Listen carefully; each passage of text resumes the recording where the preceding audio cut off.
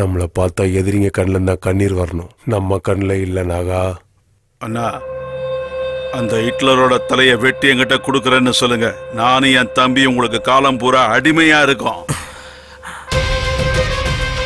அப்பா, நல்ல ஆப்பர்ச்சுனிட்டி. நீங்க ஊன்னு சொல்லுங்க, அவனுக்கு பாடையே நானே கட்டுறேன். கத்தி பிடிக்கிறது ஒன்றும் சிகரெட் பிடிக்கிற மாதிரி ஈஸி இல்லடா.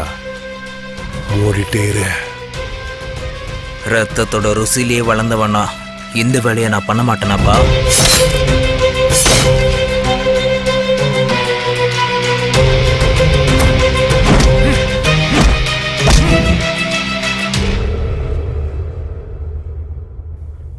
அண்ணா, சரின்னு சொல்லுங்க.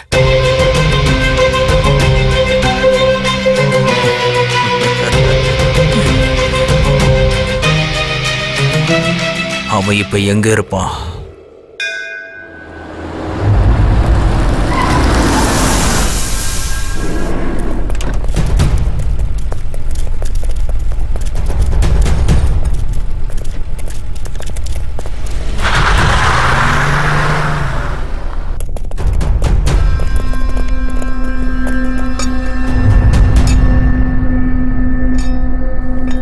இதே ஸ்பாட் தானே?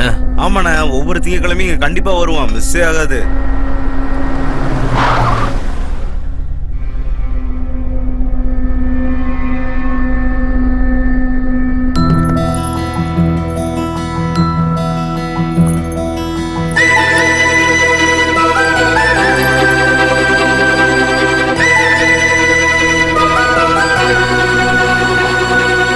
அண்ணா, அவதான் ஹிட்லருடைய ஆளு.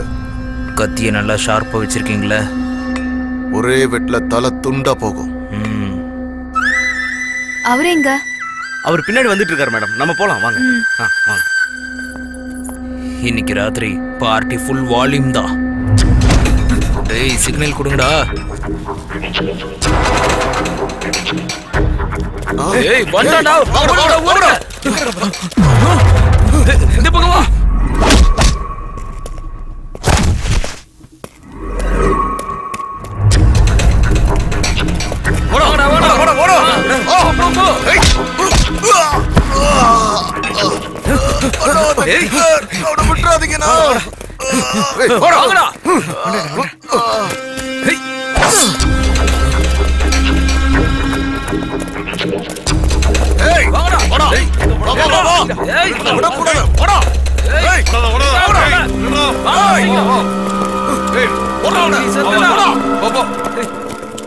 சீக்கிரம் போ. ஃபாலோ பண்ணுங்க, விடாதீங்க.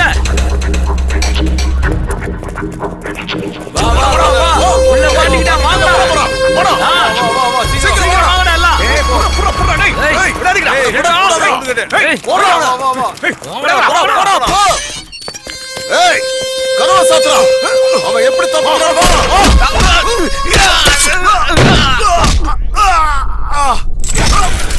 எங்கடா ஓடுற? ஏய், மாட்னியா?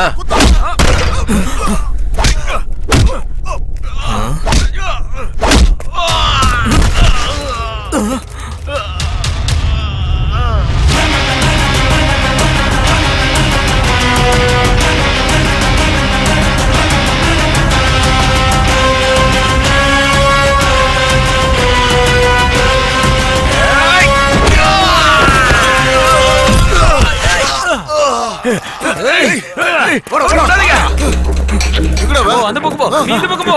அச்சு போடா, ஓடி போடா. வாங்கடா.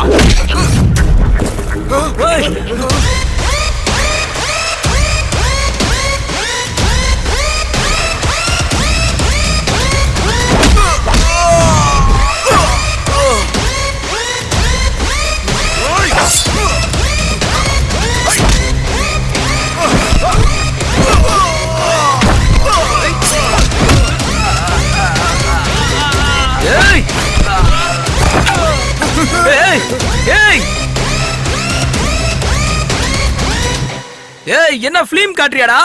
சூரி பொசிக்கிடு வேண்டாம். விடாதடா. அப்படிதானா? விடாதடா. விடாதடா. ஓடுடா. காலி பண்ணா. ஏய்.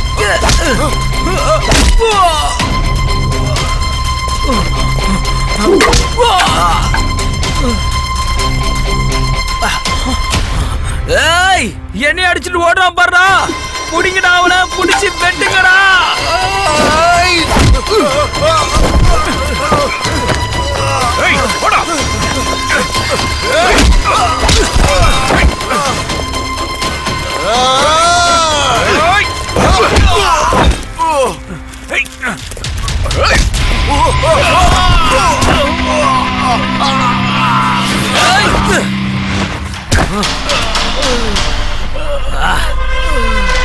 இப்ப ஏந்திரா பாப்போம். வா வா வா, இப்ப வாடா.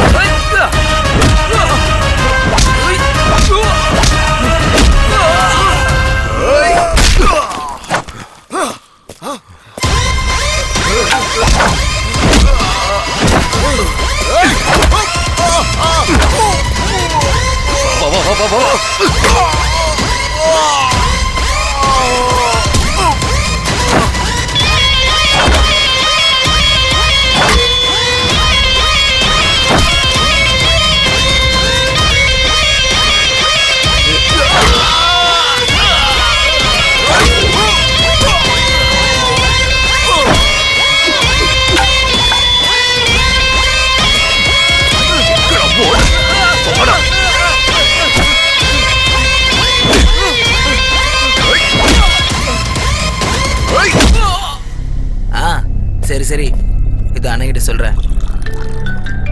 ஒரு நிமிஷம் அண்ணா. சூரி,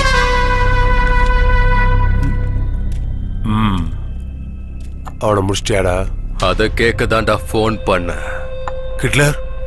எஸ் கிட்லர், என் பையன், என் பையன் இன்னும் என் கத்தி முனையில உயிரோடு தான்டா இருக்கான். டேய், அவனுக்கு ஏதாவது ஒரு ஆச்சுனா ப்ளீஸ் ப்ளீஸ் கிட்லர். சின்ன பைய வம்சம் நிலைக்கிட்டுமேனு விட்டு வைக்கிறேன். இப்போ அவன் எப்படி இருக்கான்?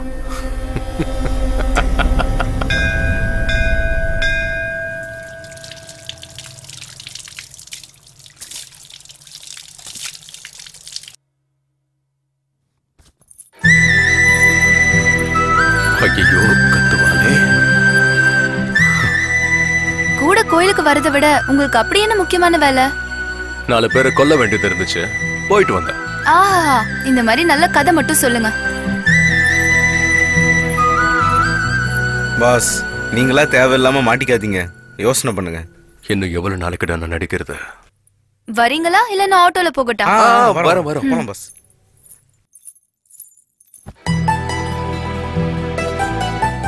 காலியா இருந்த மனசுல காதல வளர்த்தது நீதான். நீ வந்ததுக்கு அப்புறம் தான் என் லைஃபே கலர்ஃபுல்லா மாறுச்சு.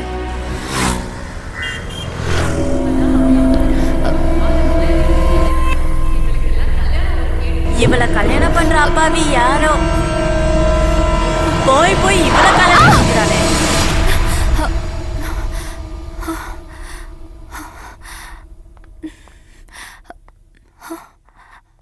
நான் எப்படி இங்க வந்தேன்?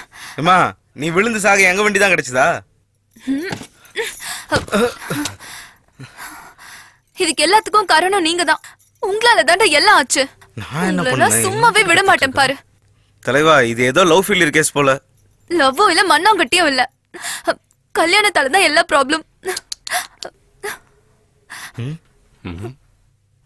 வயசுக்கு வந்த பொண்ணு வீட்ல இருந்தாலே பிரச்சனை தான்.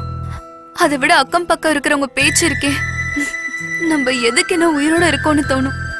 எங்களோடது ஒரு மிடில் கிளாஸ் குடும்பம். எனக்குன்னு எங்க அம்மா அண்ணா 2 பேர் மட்டும்தான்.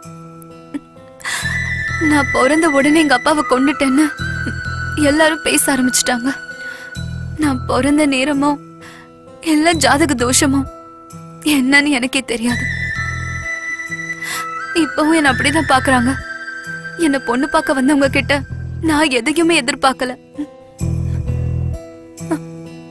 ஆனா அவங்களுக்கு வரதட்சணை மட்டும்தான் முக்கியமா இருந்துச்சு. எங்களோட சூழ்நிலை அவங்களுக்கு சுத்தமா புரியல. எங்க தாத்தா விட்டுட்டு போன ஆஸ்தி மட்டும்தான் இருக்கு. அது எப்போ எங்க கைக்கு கிடைக்கும், எப்ப எங்க நிலைமை மாறுமோன்னு தெரியல. எனக்கு வாழவே பிடிக்கல. இவங்க சொல்றதெல்லாம் கேட்டுட்டு உயிரோட இருக்கிறத விட சாவறதே மேலுன்னு வந்துட்டீங்களா?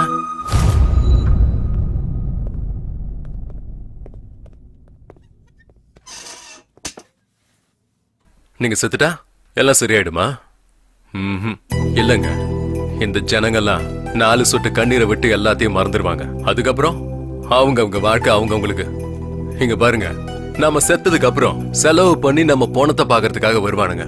அதே நாம சாவறோம்னு தெரிஞ்சா கூட சேர்ந்து சாக எவனும் வரமாட்டானுங்க.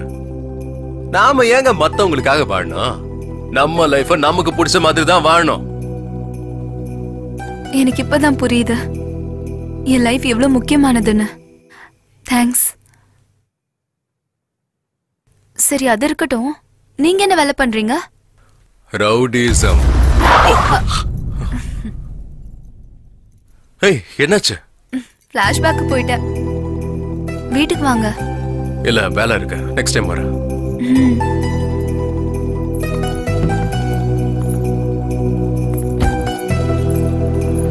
அண்ணி உங்களை ரொம்ப நம்புறாங்க தலைவா. எனக்கு புரியுதுடா.